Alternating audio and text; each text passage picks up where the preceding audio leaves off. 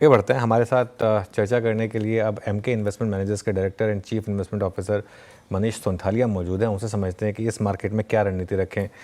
Manish ji, good morning. तो साल के लो से हम 3000 पॉइंट रैली कर चुके हैं निफ्टी पर। बैंक निफ्टी में तो हम ऑल टाइम हाई हिट कर चुके हैं। वो आरबीआई की पॉलिसी भी बहुत शानदार लगी मार्केट को। अब क्या माने कि ये मार्केट अब वापस एक बुल मार्केट है, यहाँ पर क्या अब इन लेवल्स पर खरीदारी की जाए? जी, मेरे हिसाब से तो मार्केट थोड़ा सा एसेट प्राइस इन्फ्लेशन क्रिएट करेगा। जो आरबीआई की जो front loading of rate cut और लिक्विडिटी मेजर, जो हेवी डोज ऑफ लिक्विडिटी, उससे थोड़ी सी एक्सेसिव बिल्ड होगी पॉजिटिव साइड में। तो अभी तक यही मानना था कि फंडामेंटली 25,000 का लेवल थोड़ा डिफिकल्ट होगा ब्रेक करने के लिए, बट ऐसा लगता है कि जो पॉलिसी इनिशिएटिव्स हुई है उस हिसाब से ओवर शूटिंग ऑफ फंडामेंटल्स होगा। तो it is matter of time कि ये 25,200 का जो सम टेक्निकल लेवल है वो अपसाइड की तरफ ब्रेक होगा। एंड रेट सेंसिटिव इसमें सबसे ज्यादा पार्ट लिया, ऐसा मेरा मानना है। हाँ, तैयारी कर रहा है भाई साहब और तेजी तूल पकड़ने की। अच्छा, मनीष सर, क्योंकि आरबीआई की पॉलिसी से चर्चा शुरू हुई तो आप लोग का आकलन क्या है? RBI is done for now, या वो जो टर्मिनल रेट है वो पहुंच गया है, या अभी भी थोड़ी मार्जिनल गुंजाइश है? शायद साल के अंत तक आते आते अभी टर्मिनल रेट नहीं आया, एक और कटौती। आप लोग क्या मान के चल रहे हो? देखिए क्या है कि इसके बीच में, टर्मिनल रेट के बीच में, ये टैरिफ का इश्यूज बहुत बड़ा मुद्दा है जो क्लैरिफाई होना पड़ेगा। तो आज की डेट में जब पॉलिसी स्टांस न्यूट्रल हो गई है तो यही मानना चाहिए कि और कोई रेट कट होने वाली नहीं फॉर द मोमेंट। अगर बहुत ज्यादा कुछ difference between US 10 year spread और इंडियन 10 ईयर स्प्रेड में बहुत ज्यादा अगर नैरो हो जाता है गैप, तो कंट्री की एक रिस्क होती है कि डॉलर आउटफ्लोज होना शुरू हो जाएगा। तो वो भी एक मैटर है जो रेट कट को फर्दर एक्सेंचुएट इस लेवल से मेरे हिसाब से नहीं होगा। सो माय टेक इज कि यहाँ पर क्या है कि जो पॉलिसी रेट्स है वो बेसिकली जो अचीव होना था नियर टर्म के पॉइंट ऑफ व्यू से हो चुका है, और कोई रेट कट की गुंजाइश फिलहाल नहीं। ओके, चलिए। लेकिन और रेट कट की गुंजाइश नहीं है, लेकिन अब ये जो रेट कट्स हैं इनके ट्रांसमिशन शुरू हुए हैं, एसेट प्राइस इन्फ्लेशन की आपने बात की, तो क्या रियल एस्टेट एंसिलरीज एनबीएफसीज यहाँ पर पॉजिटिव एब्सोल्युटली, व्यू रखा जाए? एब्सोल्युटली मेरे हिसाब से क्या है, जो रेट कट हुई है उतनी क्रेडिट ग्रोथ सिस्टम में पिकअप ही नहीं होगी जिस हिसाब से लिक्विडिटी और रेट कट हुई है। तो उसे क्या, थोड़ा एसेट प्राइस इन्फ्लेशन होगा। रियल एस्टेट उसका सीधा साधा डायरेक्ट बेनिफिशियरी है। एनबीएफसीज में आपकी जो कॉस्ट ऑफ कैपिटल है वो काफी कम हो जाएगी क्योंकि उनकी होलसेल बोरोइंग होती है। फिर आपकी इंफ्रास्ट्रक्चर प्लेयर्स, फिर आपके जितने भी कैपिटल मार्केट प्लेटफॉर्म्स हैं, वेल्थ मैनेजमेंट, एएमसी, ब्रोकर्स, इसमें तेजी आपको देखने को मिलेगी। जो फ्लोज है इक्विटीज में रिटेल इन्वेस्टर्स के, वो बढ़ेंगे। और ट्रैवल हुआ, इंफ्रास्ट्रक्चर हुआ, ये सब जो पर्सनल कंजम्पशन आइटम्स है डिस्क्रिशनरी की, ये सब बूस्ट होंगी। रेट कट के बाद तो ऐसा ही लगता है कि ये सब सेक्टर्स थोड़े से लाइमलाइट में आ जाएंगे। इसमें आप एक्सचेंजेस को भी जोड़ेंगे क्या, जहां पर काफी अच्छा मोमेंटम रहा है पिछले देखिए, कुछ दिनों में? एक्सचेंजेस में थोड़ी तो क्या है, वैल्यूएशन की इश्यूज है, क्योंकि दो ही एक्सचेंजेस हैं और एक तो अनलिस्टेड है, दूसरी जो लिस्टेड है वो कुछ ही वैल्यूएशन में ट्रेड हो रही है। तो चूंकि क्या है कि जो हमारे रेगुलेटर है उनकी सेबी एक्सपायर जो सॉरी एक्सपायरी जो डे है उसकी फाइनल वर्डिंग नेक्स्ट वीक होने वाली है। तो उस पर क्या डिक्टेट आता है उस पर बहुत कुछ डिपेंड करेगा। जो लिस्टेड एक्सचेंज है उसमें क्या होने वाला है, बट वैल्यूएशन बहुत ज्यादा ही आउट ऑफ वैक है एज फार एक्सचेंज, तो उसको थोड़े साइड रखते हैं। But everything else in the capital market space थोड़े से ओवर वैल्यूड जोन में जाएंगे। RTA, depositories, wealth management platform, registrar, capital brokers, ये सब थोड़े से ओवर वैल्यूड की जोन में जाएंगे। मेरा तो एक सवाल वो था कि आरबीआई की पॉलिसी के बाद आप लोगों ने क्या निबल करना शुरू करा। तो आपकी बातों से तो क्लियर है, रेट सेंसिटिव सबसे ज़्यादा स्वीट स्पॉट्स पे आपको नजर आ रहे हैं। एब्सोल्यूट। तो पॉकेट्स टू अवॉइड में एक तो फिर ये कैपिटल मार्केट रिलेटेड स्टोरीज, थोड़ी सी वैल्यूएशन स्ट्रेच्ड हैं। इस समय आप और आपकी टीम क्या अवॉइड कर रहे हो? कोई थीम्स, कोई पॉकेट जिनसे दूरी बनाए रखना ज़्यादा बेहतर? कैपिटल गुड्स बहुत ज्यादा ओवर वैल्यूड है near term point of view से। और हाँ। वही डिफेंस नेम्स, क्योंकि थीम तो बहुत अच्छा है पर वैल्यूएशन बहुत स्ट्रॉन्ग कंसर्न्स है। सो कैपिटल गुड एक ऐसा स्पेस है जहां पर बहुत पिक एंड चूज करने की जरूरत है। ये कैरिड अवे होने की बात नहीं है कि बहुत ज्यादा कैरिड हो गया, क्योंकि लॉन्ग टर्म थीमेटिक बहुत अच्छा लगता है। देखिए, इस मार्केट में एक चीज तो पक्का है कि आपको वैल्यूएशन बहुत सोच समझ के लेना पड़ेगा। जस्ट थीमेटिक में मोमेंटम राइड करने से क्या है कि थोड़ा डैमेज हो जाएगा कैपिटल, परमानेंट कैपिटल इरोजन की भी पॉसिबिलिटी हो जाती है। तो वैल्यूएशन को ध्यान में हमेशा रखना, और कैपिटल को प्लेयर्स में बहुत ज्यादा वैल्यूएशन कंफर्ट नहीं है। बिल्कुल।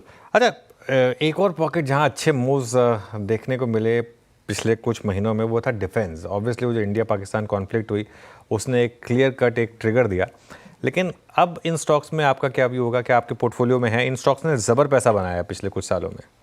देखिए, ऑपरेशन सिंदूर के कारण डेफिनेटली एक फिलअप तो मिला है। 40-50 हजार करोड़ की इमरजेंसी प्रोक्योरमेंट भी आ गई, तो वो भी एक बेनिफिट हो। दूसरी एक बात जो हो रही है कि NATO and all these countries are talking about 5% spend on defence. India अभी भी 1.9% है। FY26 की जो बजट एस्टिमेट्स है 6.8 लाख करोड़ की, that translates into 1.9% at 83 rupees exchange dollar rate. क्या इंडिया भी 2% से बढ़ाकर इसको 3% करेगा, तो ओवरऑल जो इन्वेस्ट डिफेंस की एलोकेशन है वो काफी बढ़ेगी।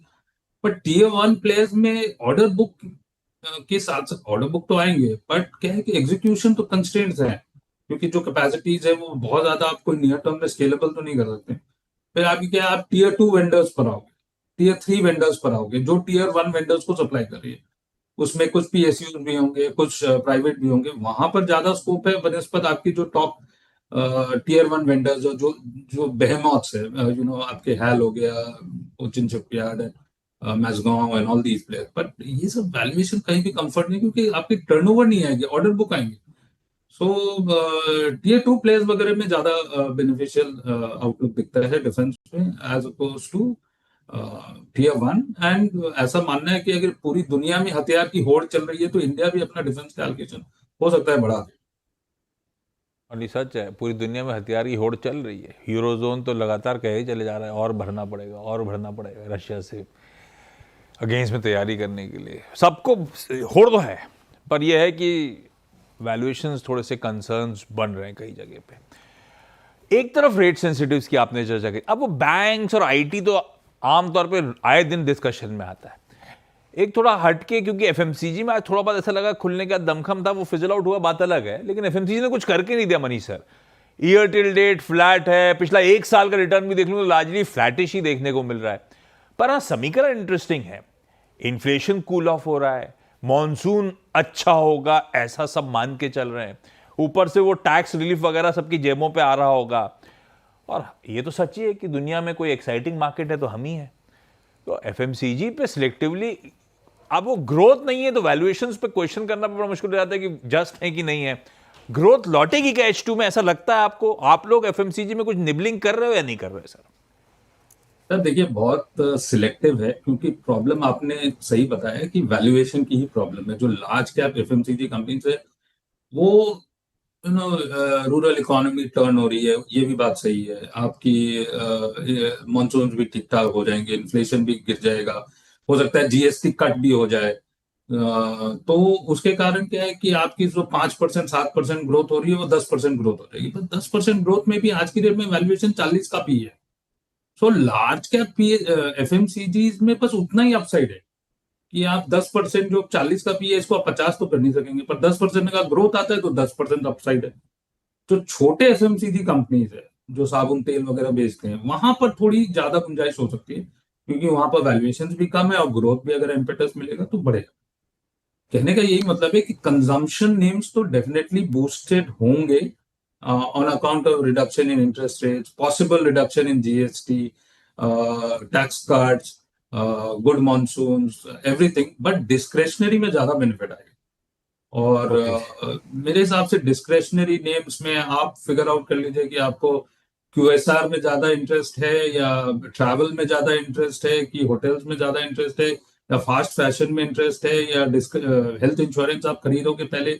ये डिसाइड करने वाली बात है, पर डिस्क्रेशनरी ज्यादा बूस्टेड होंगे एज अपोज टू FMCG, क्योंकि वहां वैल्यूएशन के इश्यूज अभी भी बरकरार है। बहुत ज्यादा कोई वैल्यूएशन गिरे नहीं है in spite of very anaemic growth. तो 5% ग्रोथ 10% हो सकता है, पर उसको क्या वैल्यूएशन आप अच्छा, एक सेक्टर जो हमने अभी तक डिस्कस नहीं किया, second biggest sector after banks, IT.